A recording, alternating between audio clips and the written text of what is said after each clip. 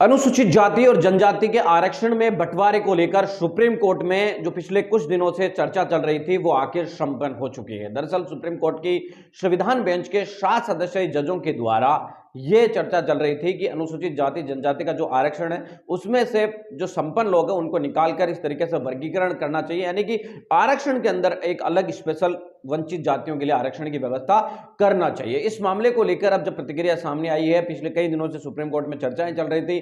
कल अलग अलग राज्यों के वरिष्ठ वकील और कई अलग अलग राज्यों के प्रतिनिधियों की सुनवाई के बाद सुप्रीम कोर्ट ने इस मामले को सुरक्षित रखा है, यानी कि इस मामले में फैसला नहीं दिया है। पिछले कुछ दिनों से इस मामले के अंदर बहस चल रही थी, चर्चा चल रही थी और अब चर्चा खत्म होने के बाद फैसले को सुरक्षित रखा है। अब देखना दिलचस्प होगा कि इस मामले के अंदर सुप्रीम कोर्ट कब जो है चर्चा करता और कब आपको बता दें कि फैसला इस मामले में सुनाता है। जल्द ही फैसले की तारीख आ सकती है। सुप्रीम कोर्ट के अंदर इस मामले में कल डिफेंड करने वाले नितिन मेश्राम का कहना है कि जल्द ही इस मामले के अंदर सुप्रीम कोर्ट अपना फैसला देगा। दरअसल आप सभी जानते हैं कि SC/ST एक्ट को लेकर जिस तरीके का 2 अप्रैल को आंदोलन हुआ था, ठीक उसी तरीके का टाइमिंग है वो इस वक्त बनती नजर आ रही है। अब देखना दिलचस्प होगा कि क्या सुप्रीम कोर्ट लोकसभा चुनाव से ठीक पहले या लोकसभा चुनाव के बाद इस तरीके का कोई फैसला देगा जो आपको बता दें कि आरक्षण या संविधान से संबंधित होगा। इस मामले के अंदर अनुसूचित जाति जनजाति के लोगों का कहना है कि अनुसूचित जाति को मिला आरक्षण कोई आर्थिक आधार पर या फिर कोई आर्थिक उन्मूलन का लेकर नहीं है, बल्कि यहां पर जातीय भेदभाव के खिलाफ है, जिसको लेकर इसमें